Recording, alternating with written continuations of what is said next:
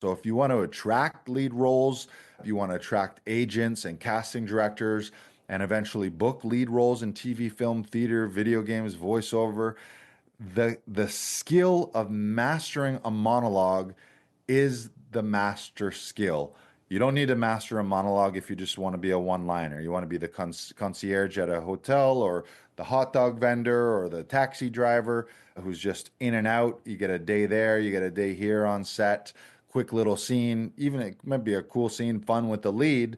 But if you want to be the lead yourself, casting directors need to, and producers and directors need to know that you have the ability and the range to carry that whole show. Welcome to another episode of Inside the Audition, the podcast that helps actors master the art and science of auditions so that you can stand out for all the right reasons and book your next lead role. I'm your host, Joey Freddy Larson. Connect with me on Instagram at Joey Freddy Larson. Shoot me a DM, say hello. In every episode, we dive deep into audition advice, tips, strategies, industry insights, and inspiring stories from top actors, directors, producers, casting directors, and industry pros. So whether you are an emerging actor or you're a longtime seasoned professional, Inside the Audition is your backstage pass to audition success. And remember that Inside the Audition is sponsored by the Monologue of the Month Club. That is your ultimate resource for actors who want to master and showcase monologues so that you can stand out in every audition and book your next lead role in TV, film, theater, commercials, voiceover. We've got professional coaching and training, weekly monologue jams, monthly workshops, and an international community of growth-minded actors. The Monologue of the Month Club has got you covered. So you can head on over to actorsauditionclub.com. Grab a bunch of our free audition and monologue training there. We've got all kinds of resources to help you get more information, and you can also learn how you can join the club today. So on today's episode, we just passed Love Day, Valentine's Day on February 14th. So I want to tell you one of my favorite Valentine's Day stories, and it has nothing to do with a relationship. It's got a lot to do with acting. So I'm going to take you back. It was February 14th, 2020. And I found myself, picture yourself there. I was on the largest film set that I'd ever been on, surrounded by 500 or 600 crew, all kinds of background extras. The set was this big post-apocalyptic city. And I found myself face to face and toe to frozen toe with none other than Jason Momoa. That's right. I had booked a day on his show C. I think it was season 2 of C, and it was a beautiful sunny day, but it was minus 20. It was freezing fucking cold, so much so that my toes were frozen. Normally on any other set, I would have said something and be like, I got to take a break. My toes need to warm up. But there's no way I was going to be standing next to Jason Momoa and look him in the eye and say, I need to go inside and warm up my toesies. It was a beautiful, breathtaking day. It was one of those pinch me moments where you're just like, I can't believe I get to do this. I can't believe I'm having my dreams come true. The largest set that I've ever been on, I think it's an Apple Plus show. I believe something crazy like $10 million an episode. I'd never been on a show that large. Like I said, 400, 500, 600 extras, tons of crew, giant crane shots, all kinds of incredible things. And I had the opportunity that day to watch a lead actor, an A-list actor, and how he carried himself, how he held himself on that set. I think Jason is also an executive producer on that show. So it really was his set and his show, just his presence, his charisma. In between takes, he was going back and talking to the director, going back to Video Village to talk about the shot and talk about any adjustments. And I just got to watch someone at the top of their game, an A-lister who has this show built around him. And at the end of that day, I was just a day player. I knew I was just a day player that day. So it was my just one and done. Just I'm there for that day. So I wanted to bask in it. I wanted to soak it all in. And I made a vow that day with myself that I would make it my goal to do everything in my power to become a leading actor like Jason so that I can have projects built around me and be a lead actor or supporting lead, ensemble lead, rather than just a day player. There's that old saying, There's the old saying, there's no such thing as a small role, only small actors. And I understand why they say that. No matter what the role is, you still want to bring your best to it. But there are such things as small roles. I had one of them. It was a day player. I was there one day and then I was gone. But there's large roles. They get a larger paycheck, more days on set. They get usually a larger trailer, certainly more money, more accolades, and bigger opportunities. So, yeah, there is small roles and there are large roles. And chances are you didn't dream as a child of being the day player or just the functionary actor. You had dreams of being the lead or being on stage and having that big monologue moment. So I really vowed to myself that day. I was like, oh man, that's the spot I want to be in. I want to be the leading guy that they're creating projects around, walking onto my set, knowing that I'm carrying this show on my shoulders, and that's where I wanted to be. So, cut to about 3 weeks later, the entire world shut down. Remember COVID? We all had it happen to us if you're in the industry. So I went from the most inspired, the most incredible day of my life. It was just unbelievable. I was on fire after that day, so motivated, to being like the most scared and the most afraid and the most depressed that I'd ever been.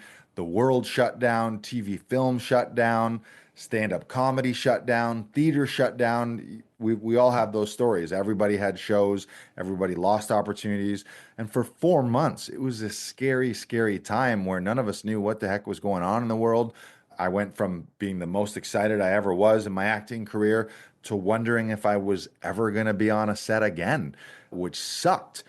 Luckily, about 4 months later, TV and film started to slowly open up. And for those of you who know, I'd been running a self-tape studio, Actors Audition Club, since 2017. We were doing self-tapes long before self-tapes were the norm. I like to say we were doing self-tapes before they were cool. But after 2020, the whole world shifted to the self-tape model. We don't really have a lot of in-person auditions anymore. And I really started obsessing after that day, standing toe to toe with Jason Momoa and vowing to myself that I would become a leading actor myself one day. I really started obsessing with what is it that separates functionary actors and day player actors from lead and ensemble lead. What is the master skill? What is the big difference? And I'm really fortunate at Actors Audition Club since 2017. I've had the opportunity to work with hundreds of actors, shooting, I think, over 5,000 auditions, and I've helped actors book dream roles in TV, film, theater, video games, voiceover. So I have a backstage or an inside look at what's working and what's not working for a lot of actors. And I've come to the conclusion after working with so many actors and seeing them book lead roles and seeing the difference between day player one-liners and actors who are being considered for lead roles. And the major difference is that lead actors have the ability to master and deliver large monologues and carry scenes and carry shows all on their own backs. Of course, you need to be able to interact and have chemistry with the other actors, but every lead actor has the ability to master and deliver a compelling monologue. And think about your favorite actors right now. Doesn't matter who it is in TV and film, you can think of something that gripped you, and usually it's a monologue. It might be 30 seconds, a minute. It could be if it was a theater show, you're watching an actor on Broadway. It was probably when they stepped into the spotlight and delivered and just crushed that monologue. And the reverse of that is name an A-list actor, a leading actor that doesn't have the ability to crush a compelling monologue. You can't think of anyone. There's no such thing as a leading actor who can't crush a monologue. And I believe really that that is the difference. That mastering and then being able to showcase that mastery in a compelling monologue is the most effective way to book lead roles and to be considered for lead roles. So if you want to attract lead roles, if you want to attract agents and casting directors and eventually book lead roles in TV, film, theater, video games, voiceover, The skill of mastering a monologue is the master skill.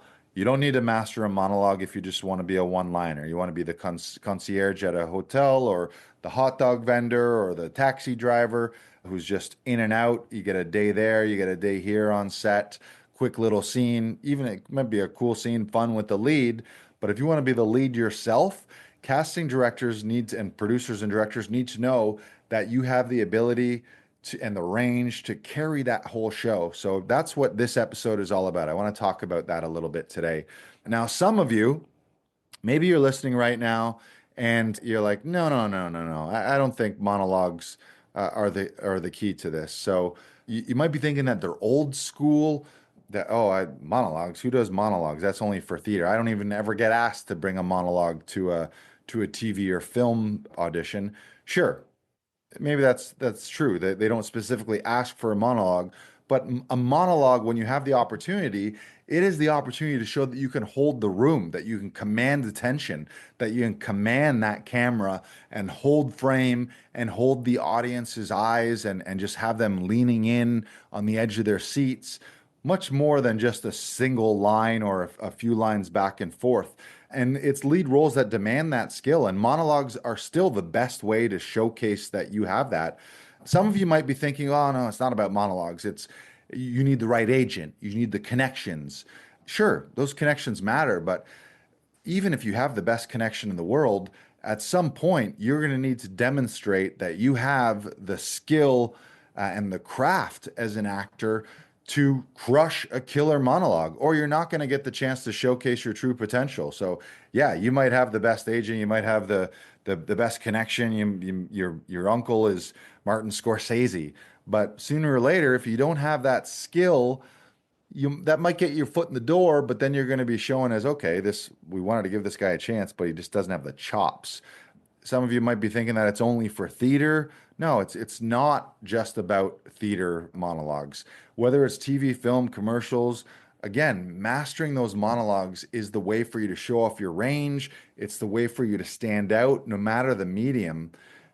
And so some of you also might be thinking like, oh no, it's I don't need to learn monologues. I need to learn branding, or I need better headshots, or I just need a demo reel.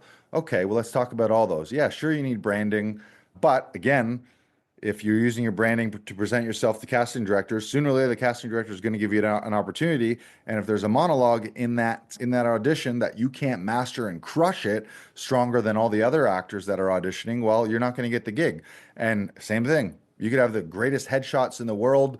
They stand out, and the casting director sees them, clicks on you, say, "Yeah, love the look of this person." Well, when you get in the room, or when you get in to record your self tape, if you don't have the craft to crush that monologue, they're not going to call you back again. Again, it doesn't matter how beautiful your headshot is. So, yes, branding is important. Yes, headshots are important. And even demo reels.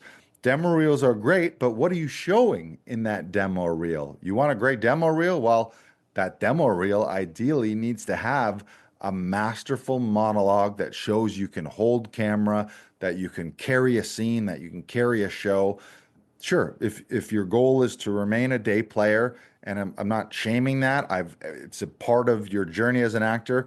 I've booked lots of one-liners. My first big Hollywood role was reporter number two, but I never had dreams of being like, I've made it. Now that I'm reporter number two, actually, I think I was reporter number one, but one or two is the same thing. No, I don't want to be reporter number one. That movie, Ethan Hawke, Mark Strong, and Numi Rapace were the leads. It was a movie called Stockholm. And yeah, I was thrilled. That was another day where it was my first speaking role in a Hollywood feature. But my goal at the end of that day wasn't like, oh yeah, I just want to keep, maybe next time I can be reporter number one instead of reporter number two. No, it was, I want to watch and learn from these lead actors and do the things that they're able to do so that I can be cast in a lead role.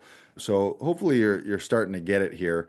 I want to just go a little deeper, because this episode, I really want to just convey the importance of mastering a monologue. I think a lot of people and a lot of actors, you still think that monologues are old and for theater, or again, in theater auditions, it used to be it still is common where people will say, bring in two contrasting monologues, bring in a classical monologue, a Shakespeare, Chekhov, and bring in something contemporary. And we don't get to do that as much in TV and film. In TV and film, it's usually here are the sides. However, mastering a monologue I think it's the master skill. Musicians, give you a little metaphor here, an example. Musicians have scales. Any master professional musician, they practice their scales every day. Now, are they going to perform scales when they're performing on stage at a giant concert? No, they're not performing scales when the day comes. However, it's what keeps them sharp. They're able to rehearse and practice monologues. And same thing with actors. Part of the brilliant thing about monologues is you can do them by yourself. Now, sure, a lot of the fun in acting is the back and forth and the scene work, but to sharpen the saw and to sharpen your craft, you always have monologues that you can fall back on. So part of the skill as an actor is selecting these killer monologues that demonstrate and showcase your unique skills so that you can show that to agents and casting directors and prove to them that, hey, give me the opportunity to step up and be a leading player. So I want to just share a few more stats here with you about monologues here that we got here. One second. Oh, here we go. So a little bit more on monologues. If you're not sold on this, again, this entire episode is just the importance of monologues to you. I don't want you to leave this episode. Stick around to the end. I've got a couple surprises for you, but don't shut this episode off until you are convinced that learning and mastering monologues is the key skill if you want to be a leading player. If you don't want to be a leading player, if you're happy with being a day player, you want to book a day here, book a day there, then that's great too. And again, I'm not shaming that. It's just that's not my personal goal. And deep down, I actually don't believe you. If you say, no, I just want a line here, a line there, I don't actually believe you. I think if you could rub a genie lamp and make a wish, your wish wouldn't be to have a line on a show. It would be to be the leading player in a show. And maybe when you say, no, no, this is my goal. Well, I want to push back and just challenge you. I think you're selling yourself short. And I think you can raise your goals and raise your standards. And you can always have those one-liners. You can always have the day roles. I've done a bunch of them, but I've also had the good fortune of booking lead roles. I was lead in a feature called We Came to Wreck Everything. I was lead in a couple of episodes of TV shows, Fear Thy Neighbor and Tales from the Void. And yeah, it feels incredible to be number one on the call list, to be there in every scene, to be that close with the director and all the cast and crew. And quite frankly, I want that responsibility. I want to be known as the guy that's carrying the show and carrying the scenes that people can look to deliver a performance that can help sell the show and really leave that indelible impression on the viewer. So a little more on monologues. It's such a crucial tool. Like casting directors, they're consistently looking for actors who can communicate their unique voice, the depth of character, and really it's a powerful monologue that can let an actor demonstrate the versatility, emotional range, also to be able to chunk through and work through that much text and make sense of it. Like if you have a giant monologue, well, in order to work through it, you got to be a master at text analysis and a master at storytelling. So it's just so important. Those are qualities that casting directors are looking for. They're looking for new actors who can stand out with this range. Monologues are so pivotal in the audition process. There was a study conducted by Backstage, and 71% of casting directors agreed that a strong, well-prepared monologue can make or break an actor's chances of getting the callback. So, meaning if there is a monologue in your sides, and you don't crush that, that's it. You can't be the person for that role because they need someone to carry that full scene or that full story. And casting directors encounter hundreds of auditions, and it's really the actor who delivers that captivating monologue they're the one that's likely to be remembered, and that's what makes it a non-negotiable skill for career goal, for career growth. There was a 2019 study survey by Actors Studio found that actors who's trained specifically in monologue performance saw an increase in up to 30% in audition callback rates. 30%. So one out of every three getting a callback. And the study confirmed that actors who consistently practice and polish monologues, they're able to more effectively demonstrate their range, and that improves their chances of being called back. And there was also a study in 2018 by the Drama Review, and that revealed that actors who performed a well-rehearsed monologue were 2.5 times more likely to get a lead role in their first year out of drama school than those who didn't prioritize monologue practice. We can give you another one here. Audience engagement. The audience connects to people who deliver monologues. Again, think of all your favorite actors. You can probably associate one monologue that you watched and blew your fucking mind, whether it was in a TV show or in a movie or on stage. The National Endowment for the Arts conducted a study on audience reception to monologue-based performances, and they found that monologues were 50% more likely to engage audiences compared to ensemble-based performances. And part of that is the emotional resonance and just the focus on a single performer. It creates a stronger connection with the audience, making that actor's performance unforgettable. And it's that kind of deep engagement that can translate into opportunities for further auditions, more job offers, greater visibility in the industry, because you really connect with an audience, and you gain raving fans, not just from your agent and casting directors, producers and directors, but actual raving fans in the audience. And again, think about your A-list actors. Like, think about Viola Davis and Denzel Washington. Both of them, they credit their career breakthroughs to a well-executed monologue. Denzel talks about his performance of a monologue in, I think it was the Great White Hope. He's got monologues in Training Day. I mean, all of his movies. Think about, there's these killer monologues where he just fucking crushes it. And it's those things that help them land more roles and more roles, and often win the Oscars every year, whether it's Emmys or Oscars. You can connect those winners. They may not have even been in the movie that long. They might have only had 5, 10, 15 minutes of screen time in a 2-hour movie, but they were so impactful with a strong monologue that it led to bigger and bigger roles for them. Viola Davis talks about a role that she had in, I think it was King Hedley II. I think she earned a Tony Award, but also got all kinds of eyes on her from casting agents who were looking at Broadway actors for lead roles. So they're not on there looking for the ensemble player or the chorus player. We'll be like, who can we pluck out of obscurity here? They need to see that somebody can deliver the goods. And those are instances in just how mastering a monologue can be the difference maker. Also, you think about monologue competitions. There's the Monologue Slam, as an example, as a very well-known monologue competition that's launched the careers of countless actors, because it's an opportunity for actors to shine and showcase. There's often agents and casting directors in those audience.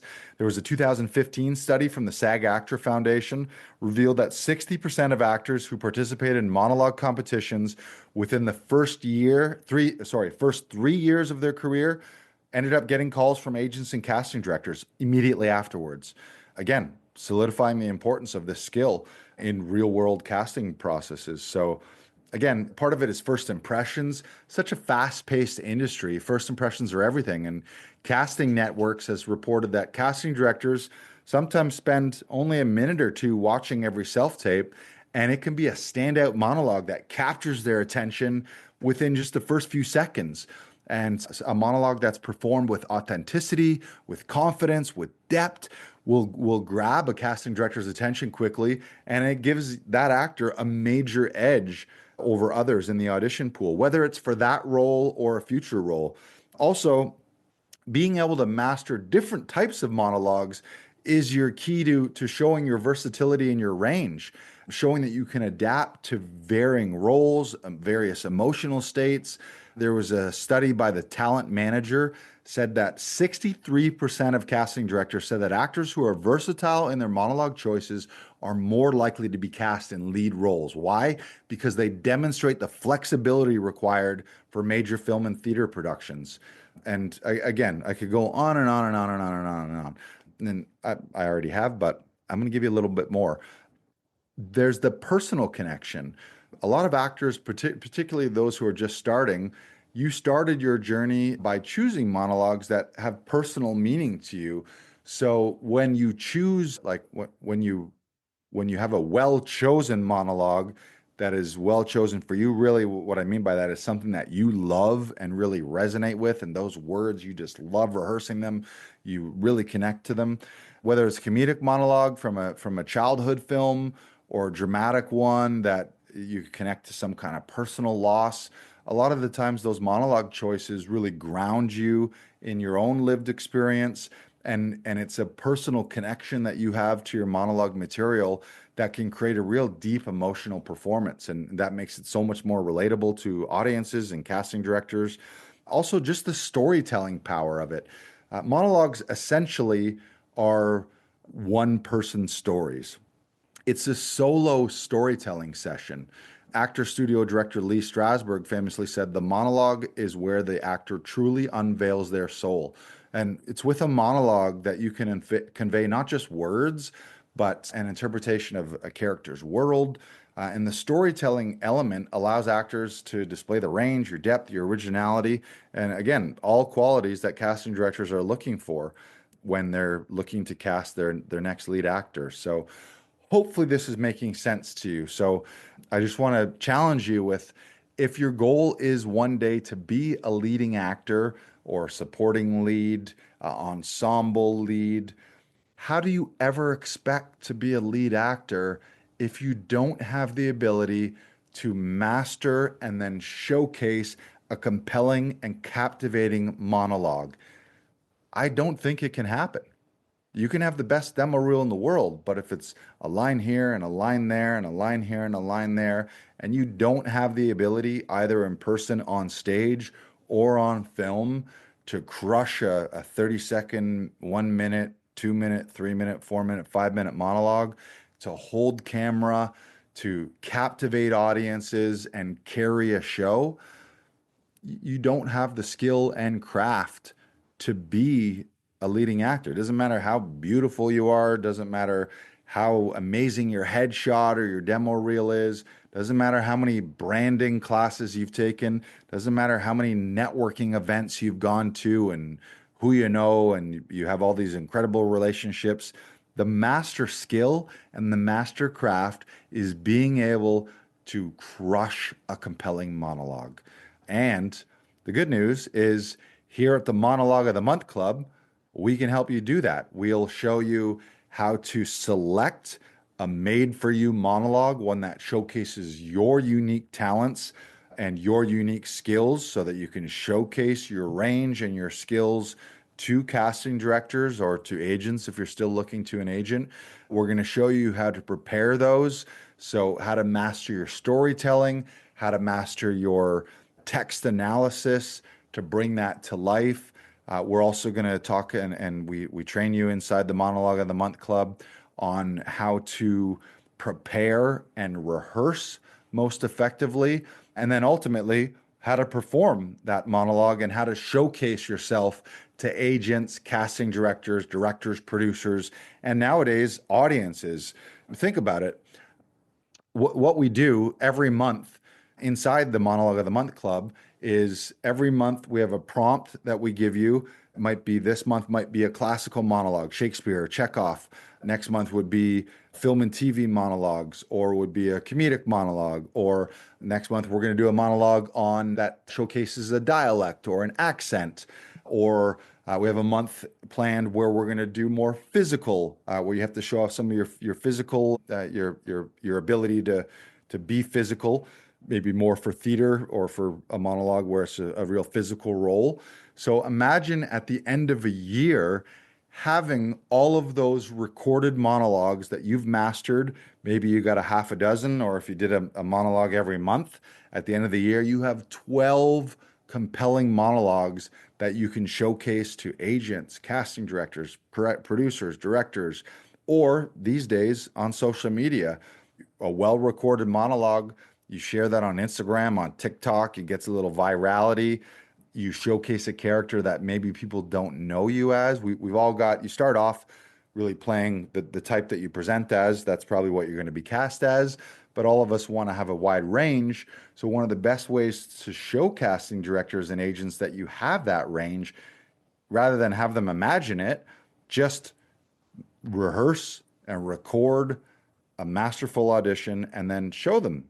Throw it on Instagram, throw it on Facebook, throw it on TikTok, throw it on your social media, throw it on your website, even put it on the casting director sites. If there's a role that you want to be considered for and you've never been considered for that type, well, if you have proof that you can carry that type of role and be a leading player in that genre, well, you're going to be ahead of the game. So imagine having that ability. So fast forward 6 months from now, and you've recorded 6 masterful auditions in different genres. You got a classical Shakespeare, Chekhov. You got a comedic like sitcom for from TV film type monologue. You got a real physical one. You got a couple with some dialects and some accents. And then you can showcase those to your agents and to casting directors and directors. How far ahead are you going to be? And I know that a lot of us, a lot of listeners, we all face the dilemma at some point in our career where we want these bigger roles, but we don't have the demo reel, or we need the credit to get the opportunity. But it's that chicken and the egg thing, kind of like a job interview where they're like, well, I'd love to give you a job, but I need to see your experience. But you need to get the experience to get the job. And so you're stuck with this chicken and egg scenario, but you can take control of that. So you can go to actorsauditionclub.com. You can grab some of our free training. Actually, if you go to actorsauditionclub.com/challenge, you can take our monologue challenge, and that'll take you through 5 days of training. With the end goal of that 5 days, you'll have rehearsed and recorded your first monologue. If you go to actorsauditionclub.com, you can also learn about how to join the Monologue of the Month Club. Every week, we have what we call Monologue Jams, where it's your opportunity to perform in front of a live audience, virtual audience on Zoom. But it's also a workshop where you'll get a professional coach. We'll work with you. We'll go word by word and line by line to enhance your monologue, help you find beats and moments that maybe you didn't find, so that you can master that and eventually record those auditions and be able to showcase those.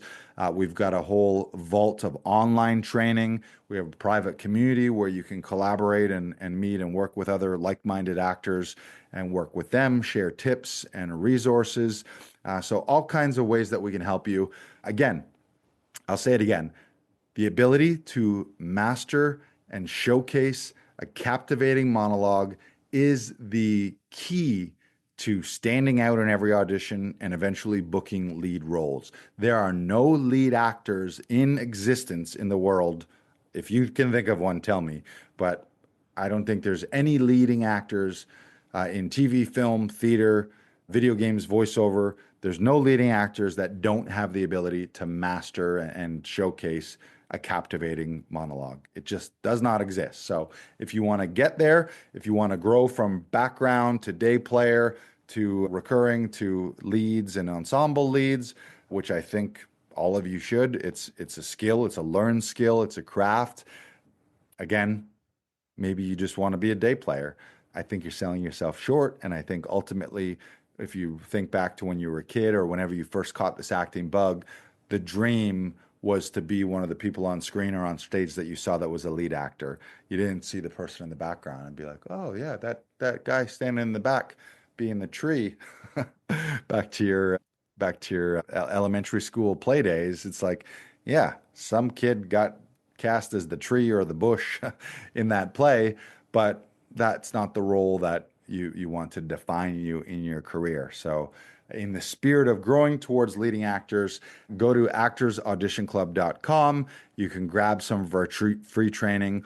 Specifically, if you go to actorsauditionclub.com/challenge, you can get started with that monologue challenge. You can learn how to join the Monologue of the Month Club. We would love to have you at our weekly monologue jams. Again, every month there's a prompt where this month is classical month. So we're going to be working on Shakespeare, or we're going to be working on Chekhov. Next month, we're going to be doing comedic monologues from TV and film, like a sitcom type monologue. And then the next month after that, we're going to do a physical monologue. The next month after that, we're going to do an accent, or we're going to do a dialect, so that 3 months from now, 6 months from now, certainly a year from now, whether you're getting calls from agents or casting directors or not, you're going to have the ability to every week have the control to be working and mastering your own monologues. We would love to help you with that. Again, as always, hit me up on Instagram at Joey Freddie Larson. I would love to hear from you if you have questions about monologues or about auditions. And if you want to be a guest on Inside the Audition, if you're making big, bold moves in the TV, film, theater industry, and you've got stories that you want to share, then I would love to hear your story. You can go to actorsauditionclub.com/guest, and you can fill out our guest application form. I would love to chat with you. Again, if you're an actor, or maybe you're a director, producer, casting director, TV, film, and theater industry pro, we would love to share your story so that we can share it with actors. And again, remember, we're not looking for fluff. We're not looking for just airy-fairy motivation stuff that you'd hear on every Instagram channel or every other podcast. We want to get down and dirty. We want to hear the real behind-the-scenes nitty-gritty of your successes, but also your failures. Maybe you had points in your career where you got the shit kicked out of you and you learned some tough lessons. We want to hear those too. So to be a guest, go to actorsauditionclub.com/guest and fill out the little application there, and we can showcase you on a future episode of actorsauditionclub.com. So thank you so much. Keep working at it. Remember, a rising tide lifts all boats. And remember that you too can aspire to be the leading player in a television series, in a theater show, in a movie, but more importantly, be the lead actor in your own life. All right, I'm Joey Freddie Larson. We'll see you next time on Inside the Audition.